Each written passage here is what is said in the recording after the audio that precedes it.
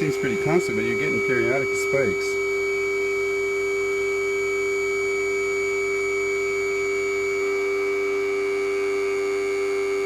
It's a three-dimensional field. That's interesting. Yeah. Well, you do that with any. It's just picking it up on here, right? So you can see they're fairly consistent. But you know why? I mean, I'm pushing out right now, literally because I bright the air right now compared to be each one plugged into the wall. We're looking at over 1,000 volts here. Like, I don't know what your voltage drop across each is. You'd have to measure it individually and then add it up. I don't have a voltmeter or 1,000 volts. A bag with 2 holes. On the camera. I'm not picking up any.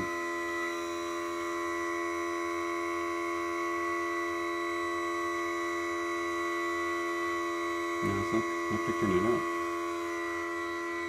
Just for the people in the camera here, we're just doing some major tests and see if we can pick up any feel.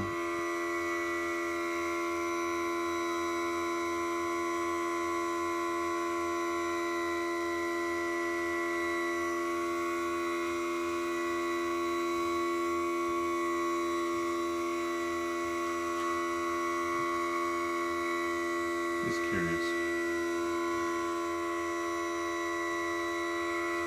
No, I'm not picking up any frequency.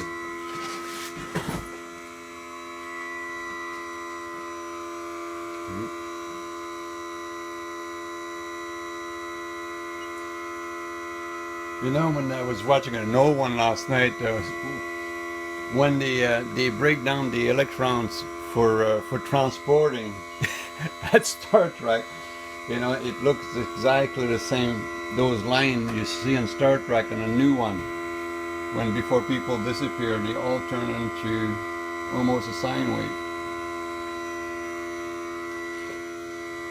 Have you tried to put a spark gap in there at all? I don't know. It takes roughly around about 2,000 volts to get over a spark gap on open air. Show people we can burn all those bulbs here. You will see the intensity. I'm going to bring it up to, and I can keep on going till everything burns up. So this generator is actually putting out a massive amount of energy. And this here, what kind of material that stone is?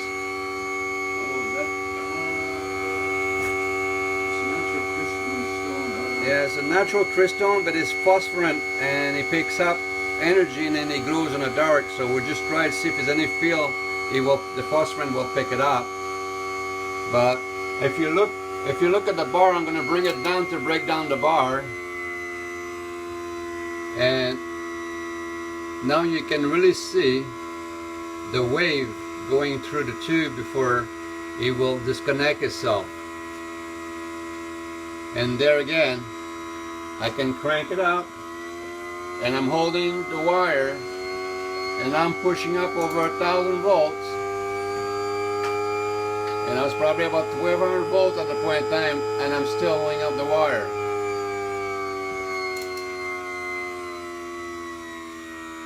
Now we're going to bring it down to a disconnection. The voltage drop, as you see, and then it's gone.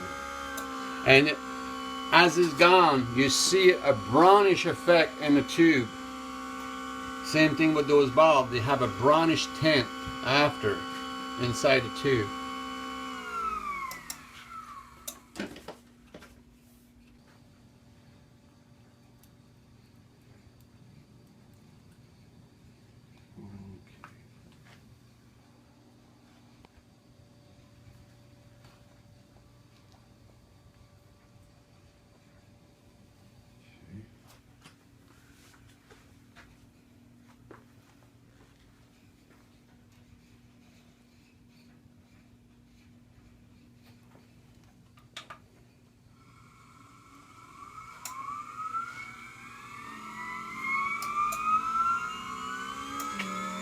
Not sure if I'm picking up anything.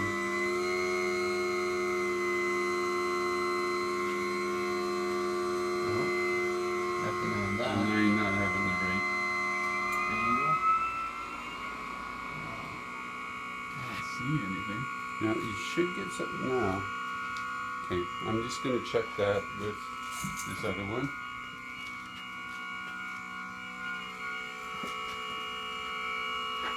I may not have it set properly. Let's see.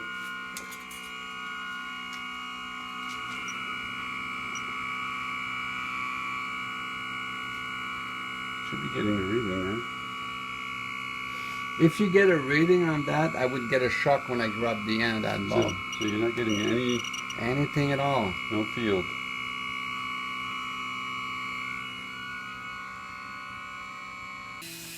No, actually, you know, 400 kilohertz. See, we can fill because I got iron here, right? So I do have an iron flow, an electron flow. That's when my spark gap don't work over there. I have no electron flow for an open spark gap. We definitely have it here. So it's just working fine. Actually, let me just leave that connected. Well, I got a help button. Don't waste too much on that here. It's just save the video for the. Yeah. That's why it's not connected. Oh, maybe we should connect that one too. Might as well. Let's see, we'll put that one here. Yeah, I got a super duper coil.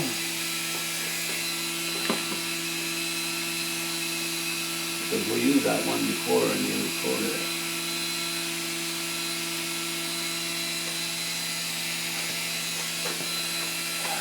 Okay.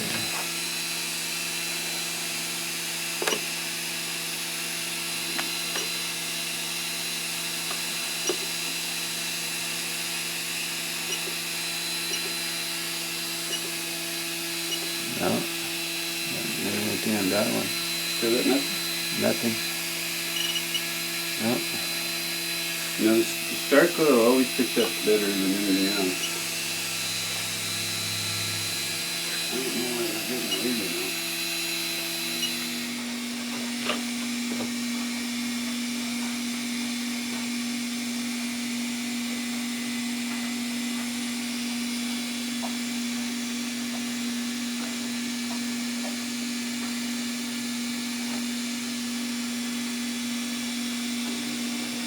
See if I can get the lines on there so I can see what it is.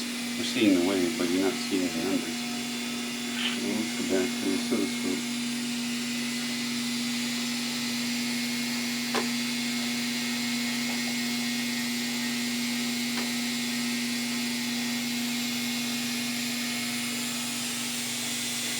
It's me again. I'm back.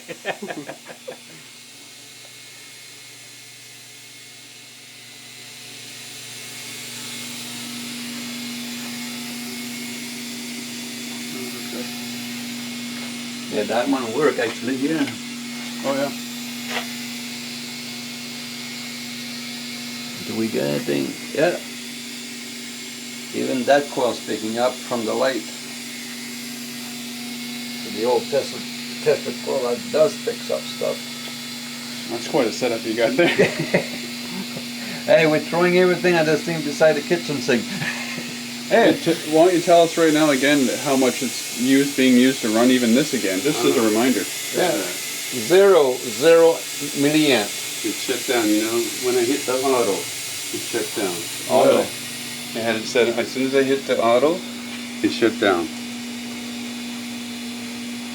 I pushed the auto, nothing on auto. And then you go back. So that was my problem. You know, It was a setting though, but it was just a setting. so go ahead, Drew.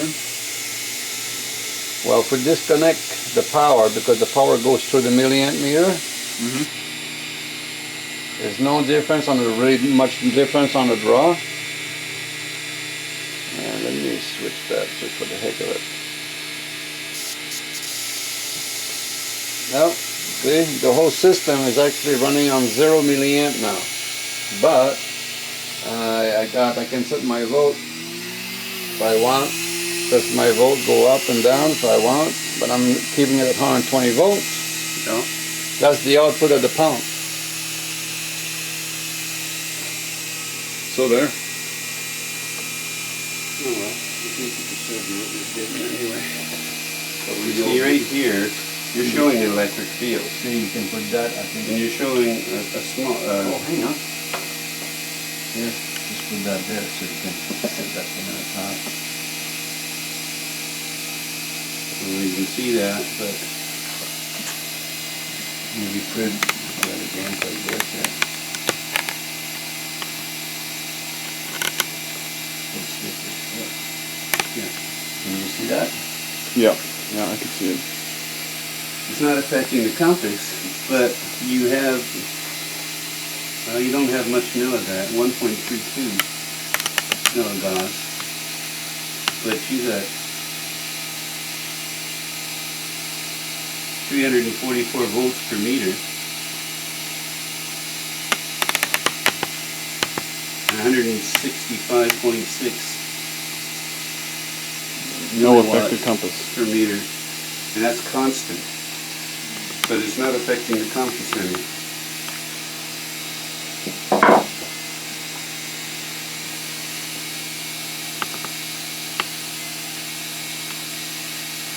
You see the compass probably? Yep.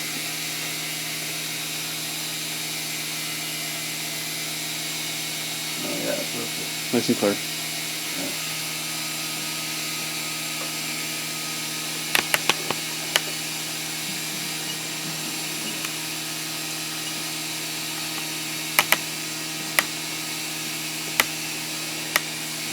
So,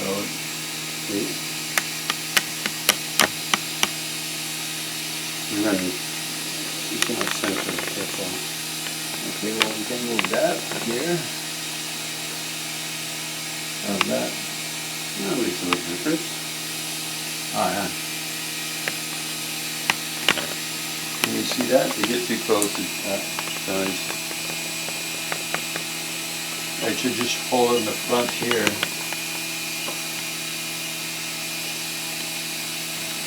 There you go.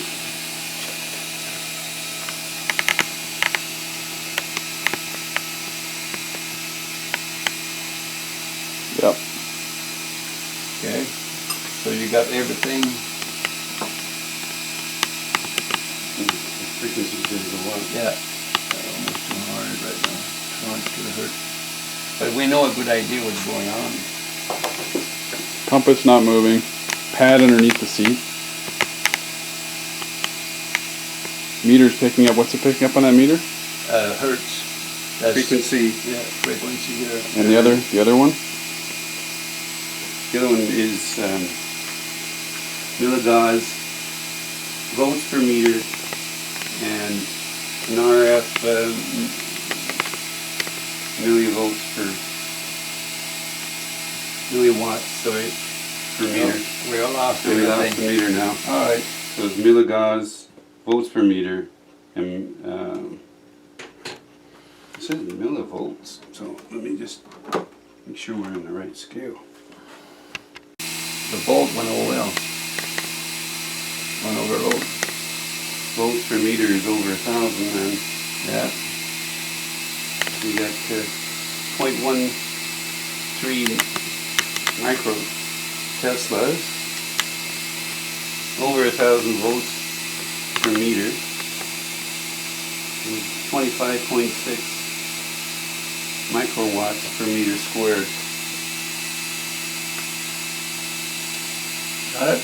All right. So you're getting magnetic field, you're getting a volt electrical We're field. not getting magnetic field that doesn't affect the compass. You're getting a magnetic field Of here some kind. on 3 axes, but it's very, very small. And it's just still reading it.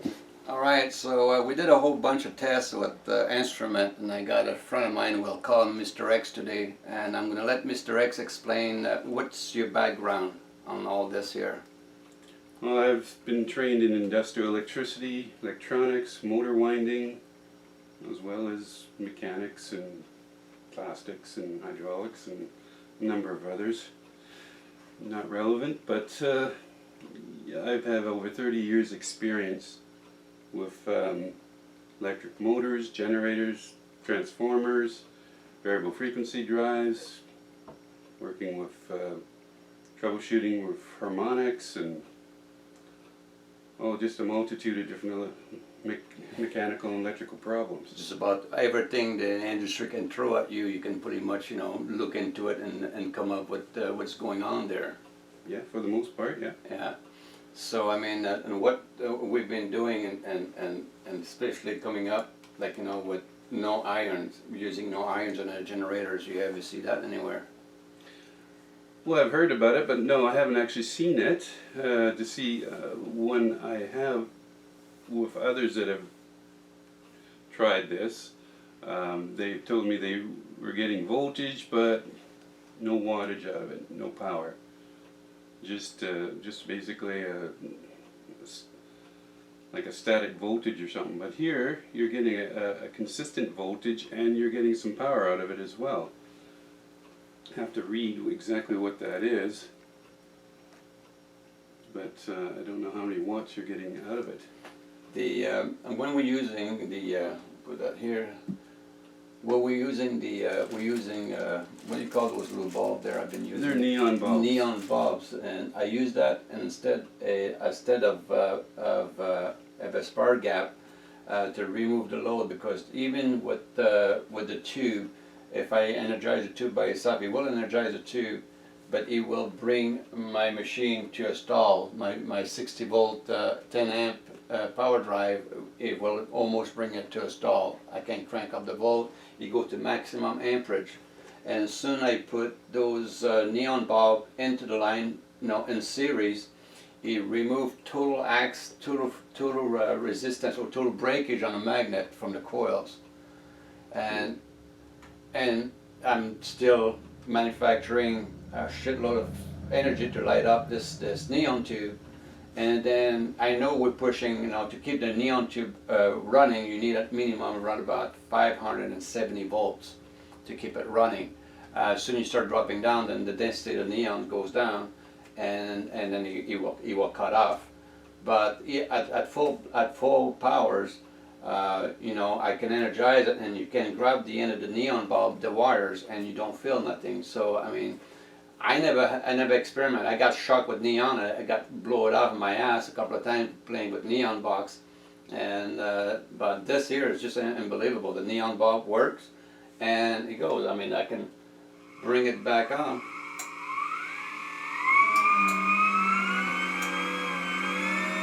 There we go. And here we go. I'm holding up the end of the wire again, right? So, and those things, can you explain what a neon bulb is? I mean, the connection inside is it's just two little rods inside. Yes, I would assume they're generating some sort of a plasma between the two. They're not making a positive connection like in an incandescent bulb. Yeah, to me the plasma bulb, like the real name of it would be a plasma bulb. That would make sense. I have to research that. But. And it seemed to take the resistance right off. So I'm gonna knock that off. I'm gonna go directly. I'm gonna knock that off. I'm gonna bypass the neon bulb. I'm gonna remove it out of the equation, right? And I'm gonna light up this thing, and you will see what the machine will do. I will power up, but it will bring that thing like to a stall, because I have to come up to about 700 volts to keep this thing up. Look at that, 10 amp. That's the maximum I can do. That's on your input motor driving your generator. Exactly, 10 amp. And I can bring, it's an interesting phenomenon also. When you see the light, I'm going to bring it down. Oh.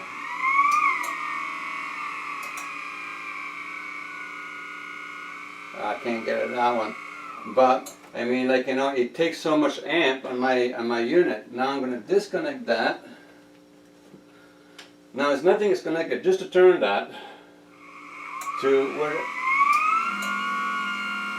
it's 3 point. Can you see that? It's I'm going to get out of the way. It's 3.28 volts to run that by itself. Okay.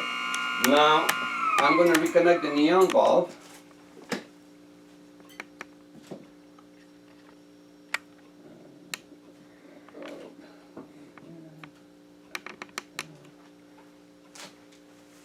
Now I'm going to restart it again and bring it back to 20 volt.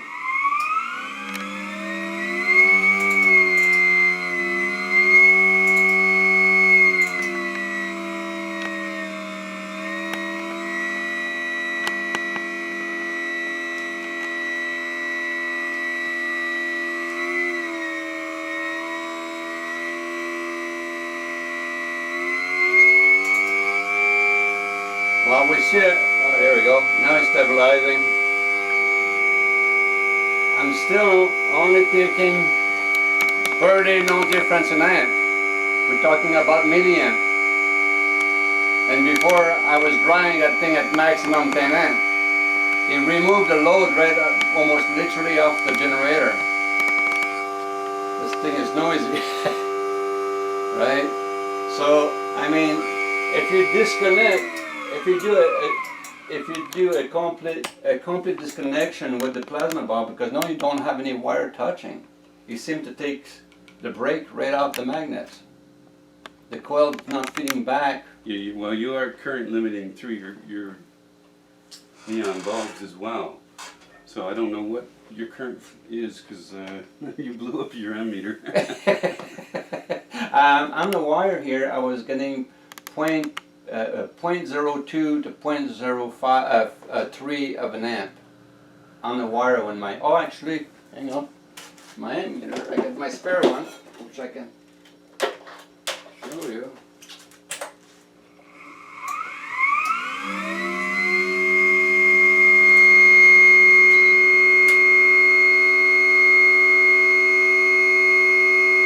And he will go down.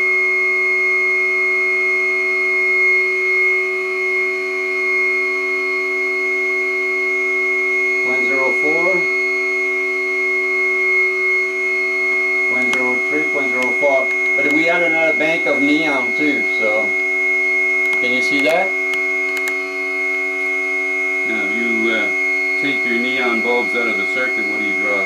It would, okay, let's do a try. So, there we go, we'll do another test. Let's remove the neon bulb of the equation.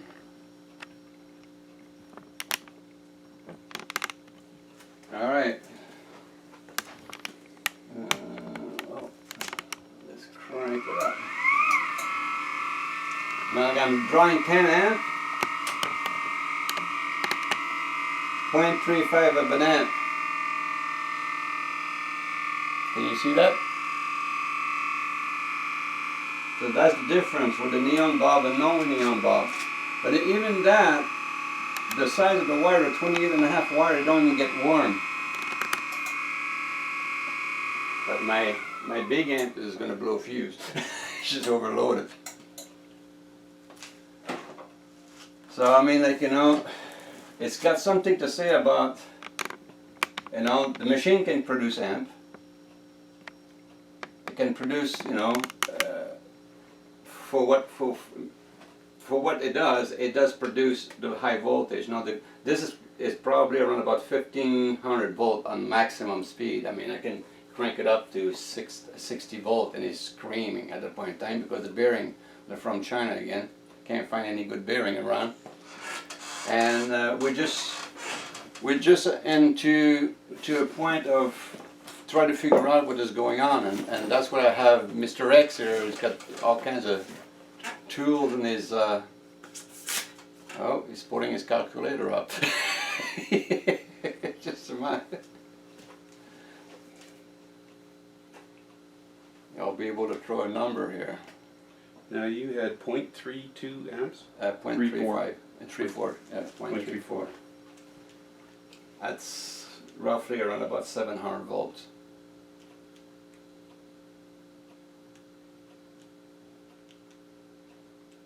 That's 238 watts. So you're generating with no magnet, with no iron. Iron. Plastic casing. Plastic casing. Plastic holders. Stainless. Pure stainless, not a bolt to hold the coils. Yeah. The shaft is stainless steel. No shock. The rod is stainless steel. Everything is stainless steel and aluminum except the bearing.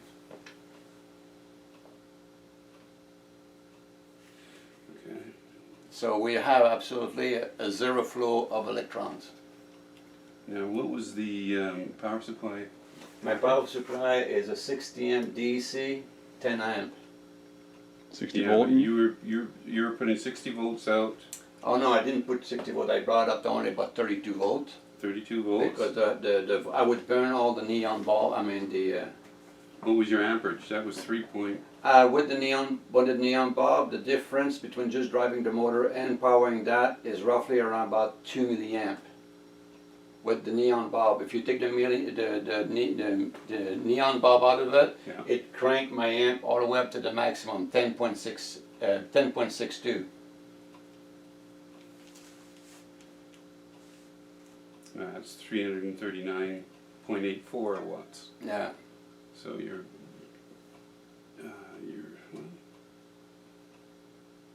roughly getting 2/3 output from your input. The input was 1/3 more on directly to the neon bulb. And when you connect directly no neon bulb, it just kill everything. It's creating a magnetic brakes on the magnet from the coil. But if you put iron, when I put iron here, it just puts so much draws on the magnet itself, and when you activate the coil, it just put a brake constant, and your volt, it goes up and down, and my power supply go up and down, it goes. You need to get a vacuum spark gap in there and try it instead of the neon bulbs, Yeah, absolutely, just to try that out. and to see if that's what you suspect. It's rather than the bulbs current limiting it, whether it's the spark gap. Yeah. Or Well, the spark gap seemed to be, it seemed to be if the wire is not connected together, I don't have a resistance. No, you don't have a load. Right. Your load is. But I'm still transferring the volt from the plasma. The plasma is the one that seemed to be doing the magical thing here. Yeah. Right? And the plasma, like, you know, as soon as you create plasma, it seems to be like that guy can move everything around with barely no effort. You know, and that's another thing. I'm going to get I think tomorrow I'm getting a communication transformer for cellular phones, and I bet I'm going to find a vacuum spark gap in there, because I don't think you can create any communication without a plasma spark gap.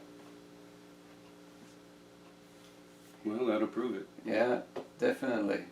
I mean, if we go back to the old TV, right? All those light bulb, I mean, those vacuum tube, they all glow red, just like those neon bulbs. Well, they have a heater in them. They have to heat them Yeah. up to excite the electrons. But how did they heat it? On a straight connection or with plasma? They're just a straight 6 or 8 volt DC input, Oh, okay.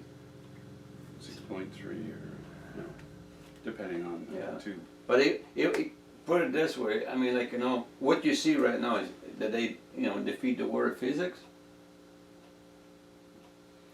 Well, there's some interesting happenings here. Especially, I've had some experience with your other coil where we've got no electron flow and freezing up a lot of digital meters, shutting them down, and you have to re-energize them to get them to go again. Yeah. So you're stopping the electron flow. Because I can stop. I showed that on. I can stop. I can put a scale, digital scale, and put my weight on it, and then start the machine. Take the weight off. The weight stays there, and you cannot make the weight move anymore. Everything is frozen. It's all on the scale. You got to turn it off, and then after a couple of seconds, the scale comes back to zero. So you're freezing literally the electron in the circuit.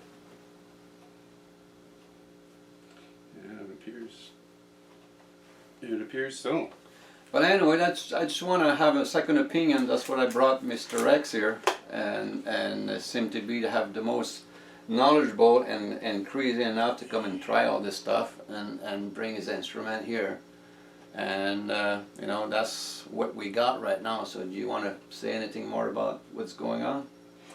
Only that when we added the spark gaps, your frequency went up considerably. Mm-hmm.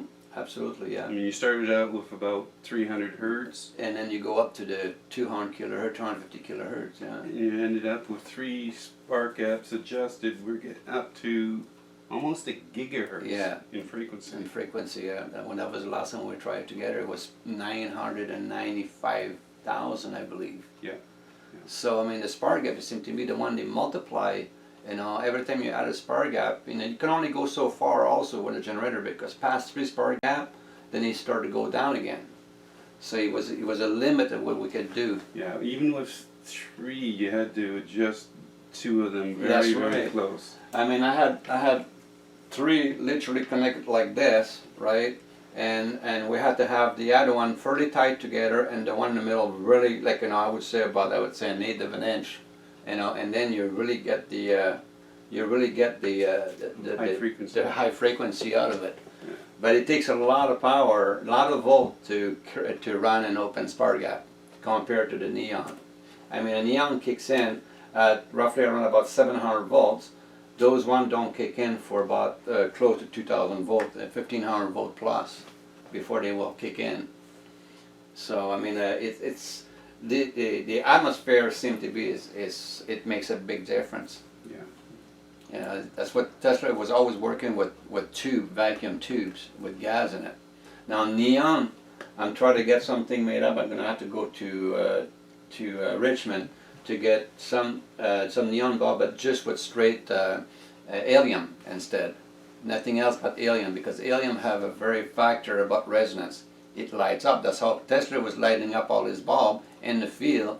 He had a wire cut up, digging 4 feet deep into the ground. He was running high frequency, and soon you put the light bulb, or you're walking with the light bulb over where the wire was buried 3, 4 foot down the ground. He's picking up the resonance, and the light bulb pick up. It just light right up, and that was one of his big trick he was doing with Tesla. You know, he did a lot of shows, you know, to show it was transmission. It was a wireless transmission of energy, which it was resonance, literally. That's all it could actually move. And the body don't feel resonance, because we're living in a world of resonance. Our cell, person, I mean, we are resonating to all different levels. I mean, we 85% water, so we're talking about a capacitor and resonance, right? Oh yeah, we have 200 quintillion cells all resonating at different frequencies. At different frequencies, exactly. So resonance doesn't affect us, because we are part of the resonance field.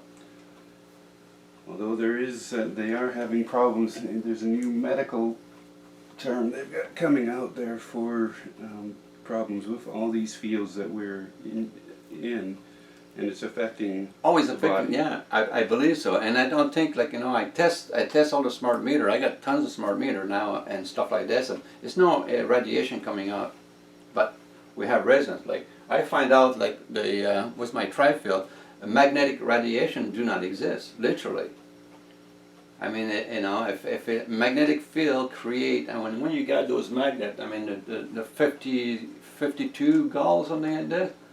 Yeah, you're at low. Yeah, but when you get into the really high frequency, then you got your microwaves and your gamma rays. That's right. Then you're getting radiation. But I'm not getting any microwave whatsoever. I test for microwave, and I test for normal radiation, and I test for everything. There's nothing there. So, but you know, this is all stuff. You know, I'm to the point.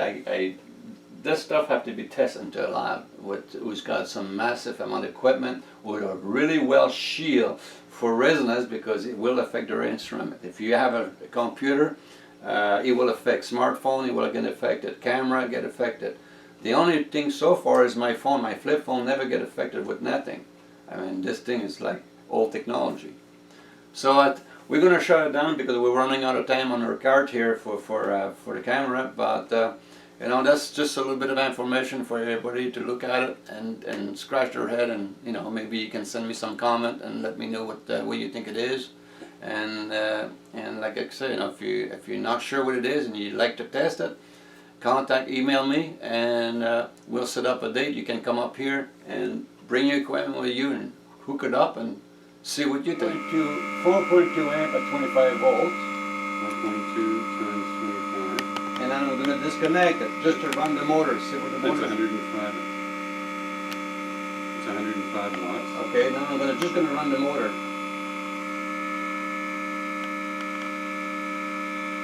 3.2 amp.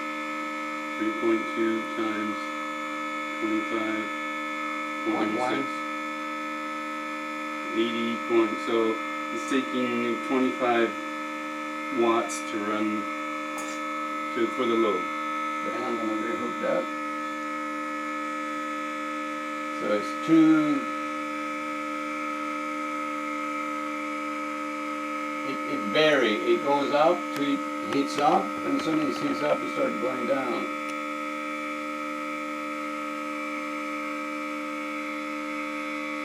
See, 60.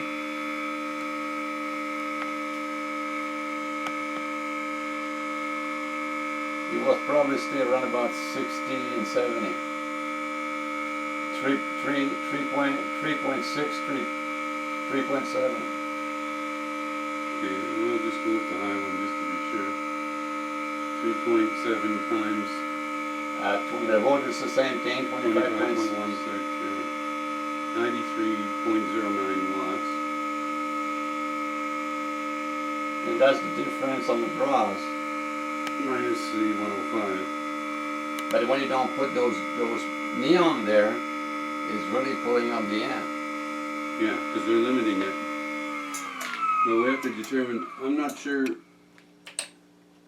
neon bulbs, whether it's just plasma is that effect, or what exactly I think is it's the happening. plasma effect that does it.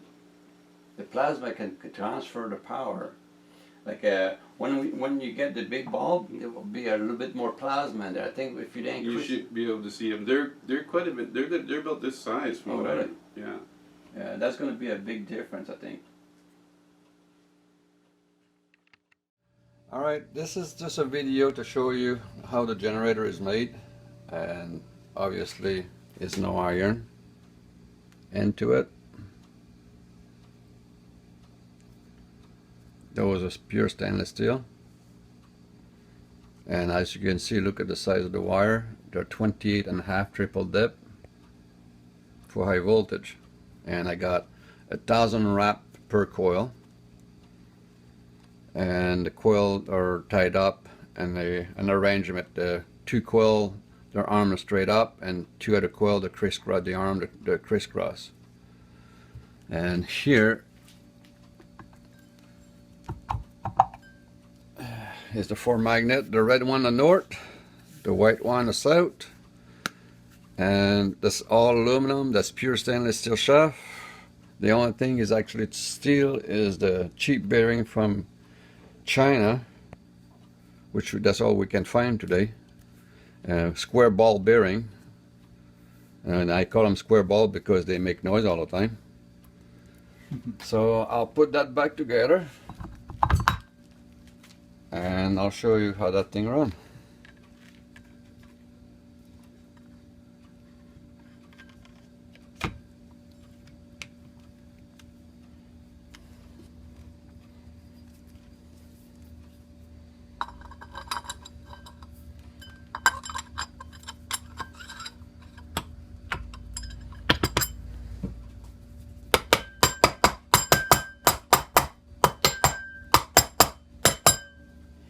The motor drive, you can see it here.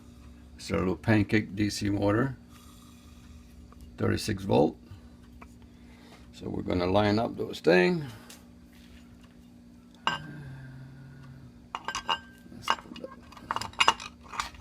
There we go. It's kind of tricky sometimes, but I'm getting pretty good at it.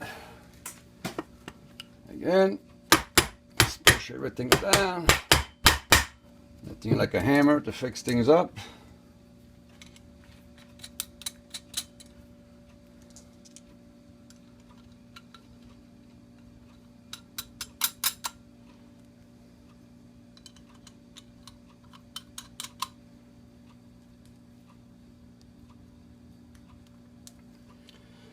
So we're going to plug that up.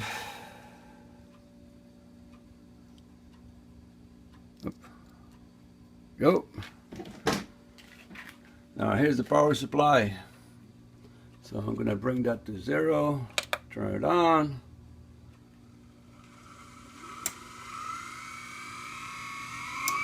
Can you see I'm spinning? Right, you can hear the sound, the thing's spinning.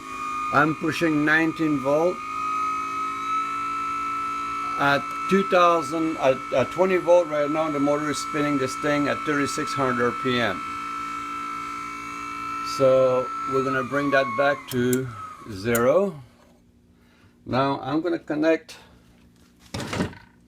as you see again, tiny little wire.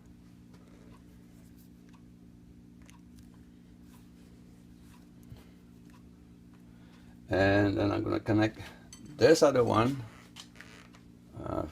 at the other side, the tiny little wire. Okay.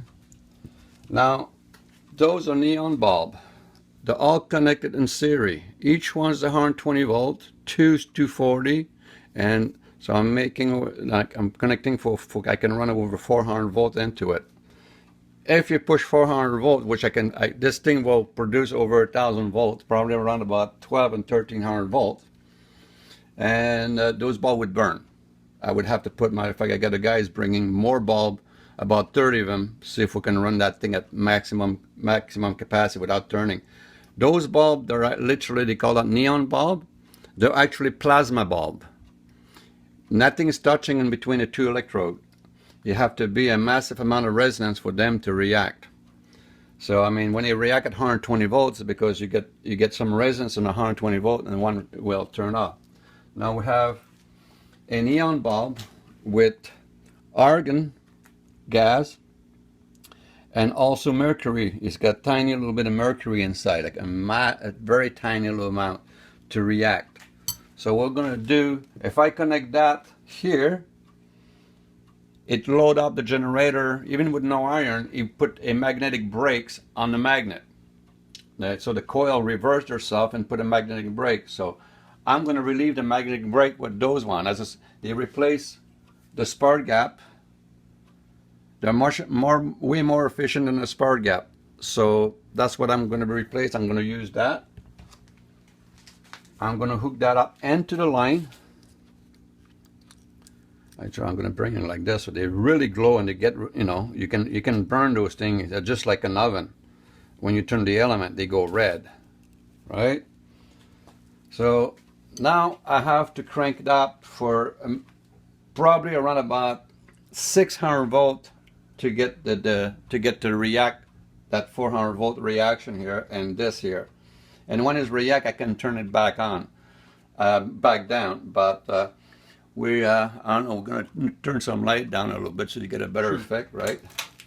So let me turn this thing on.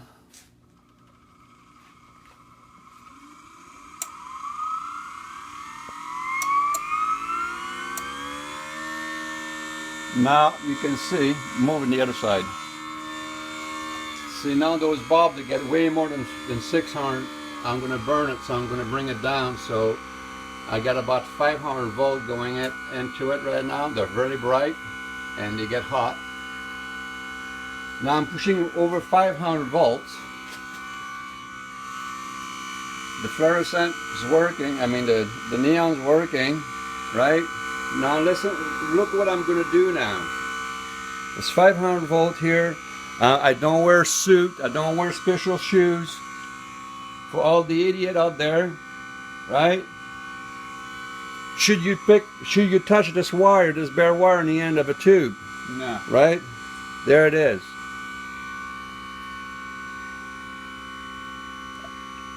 No electrons. This volt I'm producing have absolutely no electrons. If there was electrons in it, I'd be in my ass in the back of the garage. And I have barely no draws. That's the draws to run this motor. Right now I'm going to disconnect this side, and you will see only a few milliamp. See the drops? Now I'm going to crank it back up. See, 330, you know, bounce it back and forth. Now I'm going to reactivate it. Back to 20 volts. So we have no draws. It creates no draws on the motor itself. Period. And I'm talking to you holding over 500 volts. So this is the big mystery right now, because I think since we don't have the iron, the only thing I'm using in the iron, which is, if people say the magnet, they have iron in it. Yes, Einstein, the magnet have iron, but the feel of the magnet is just like a guitar pick against all the wire in the coil. They're the one that create the resonance because they're solid. They're not in motion. They're solid, but they do stretch with gyro. If you look at, for example, I'm going to show you something. Let me get my meter.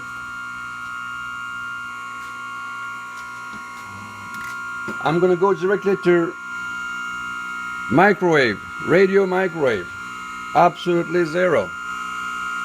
I will have electric, whichever electric means, right? Because something is moving. Magnetic, I went to the 100, 0 to 100, of course, because the magnet, you know, they have a feel. Now I'm going to turn this thing off again.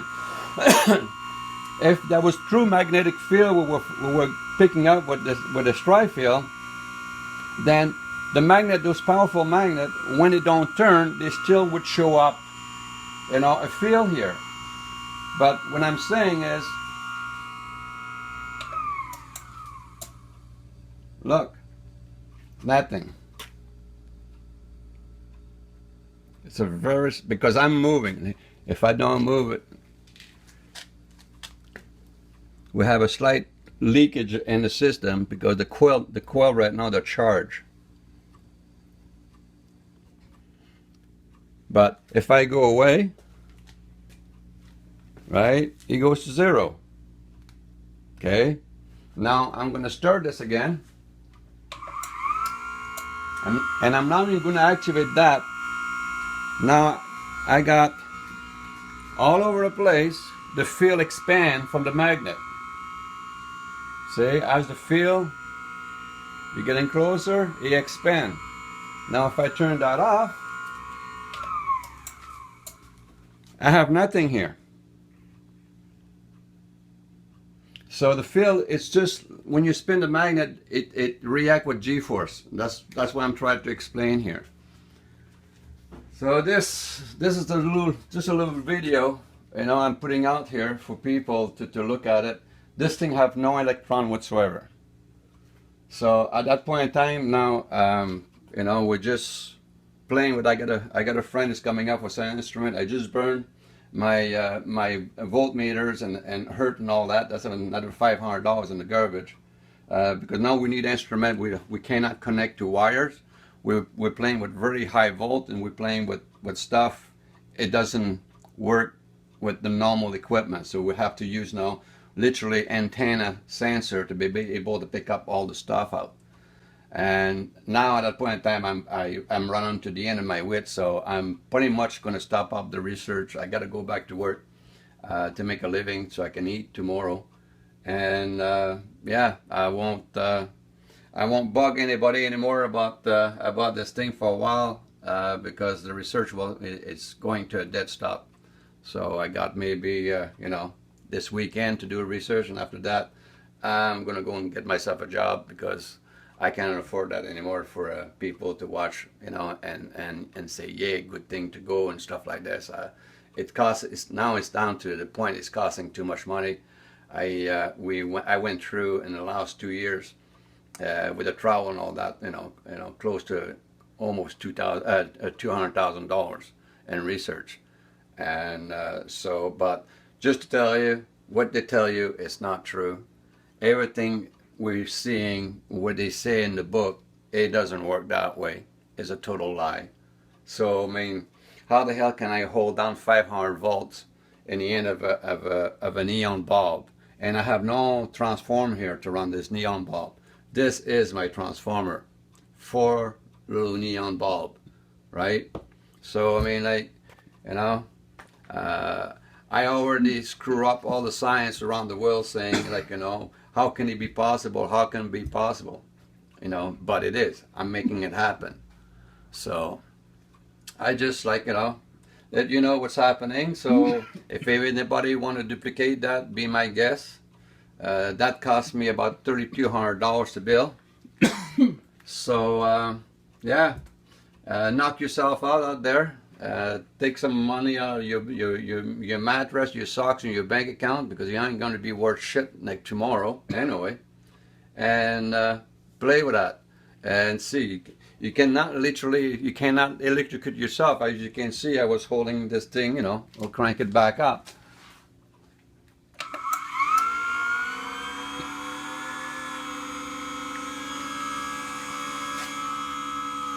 I don't want to burn those bulbs right away, so I'm going to bring it down to a manageable voltage, right? So that's 500 volt what you see here in capacity in those bulbs. So 500 volts, and I'm holding on to the wire. Oh, by the way, if you don't think that, you know, my finger I'll put a little spit on it to make sure I got good connection. I feel nothing. Either I'm dead or the world of science is full of shit. One and the other. So there we go, guys. You know, that's as far as I'm going to go with that. Someone's going to have to pick up the flag and start running with it, because I cannot afford to do it anymore. On that point in time, you guys have a good day, and we might see it next generation. See ya. Alright, we forgot to put some reading for all the idiot up there. This, oh, there again, there's no reading and stuff like that. What I blew up my, I burned my meters.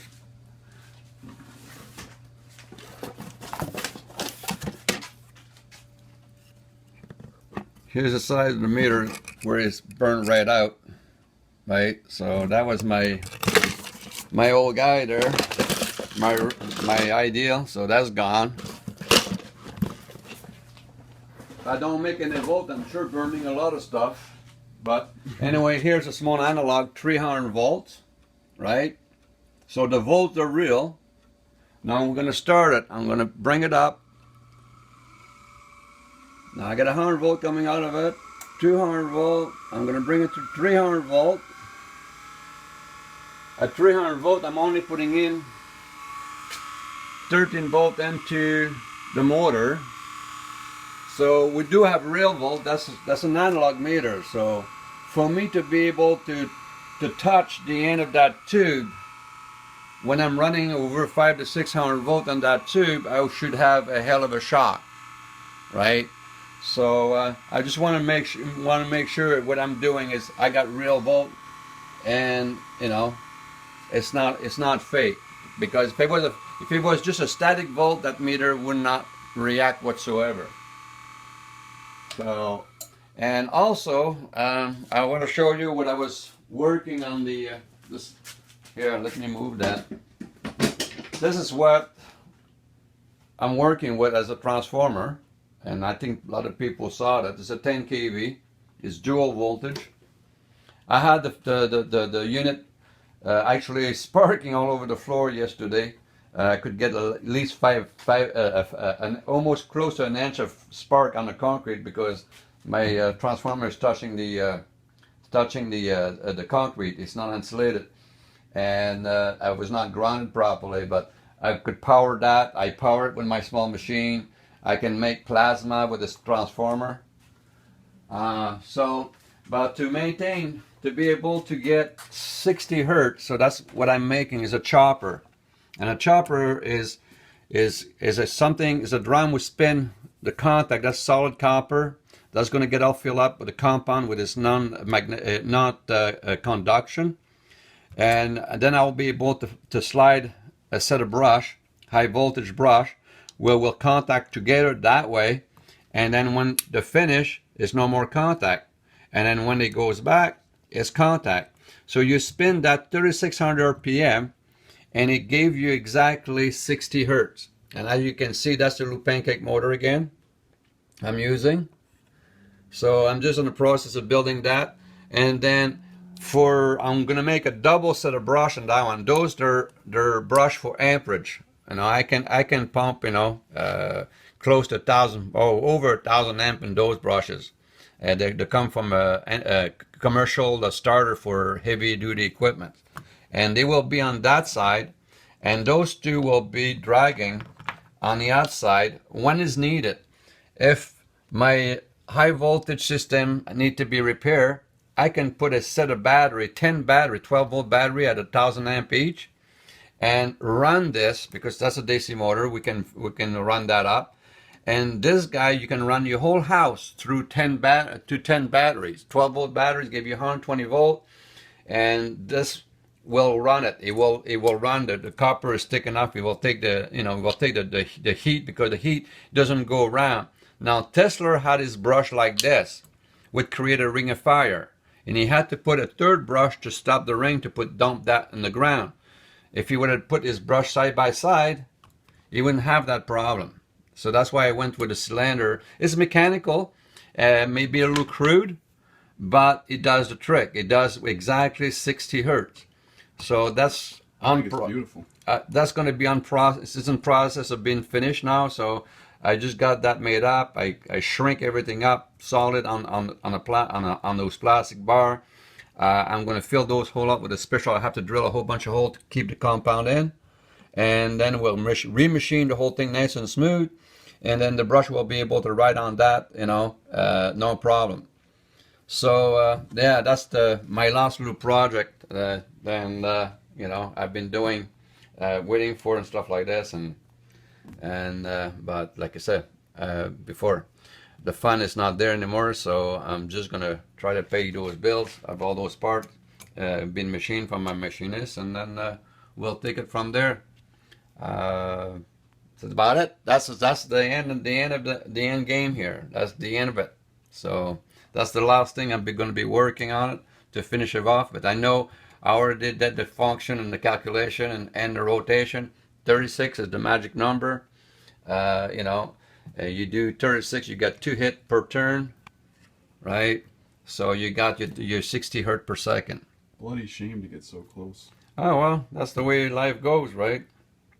You know, you work all your life, and you die just before you see it. So I'm no different than other people. So that's it, man. That's all I got. Catch you later.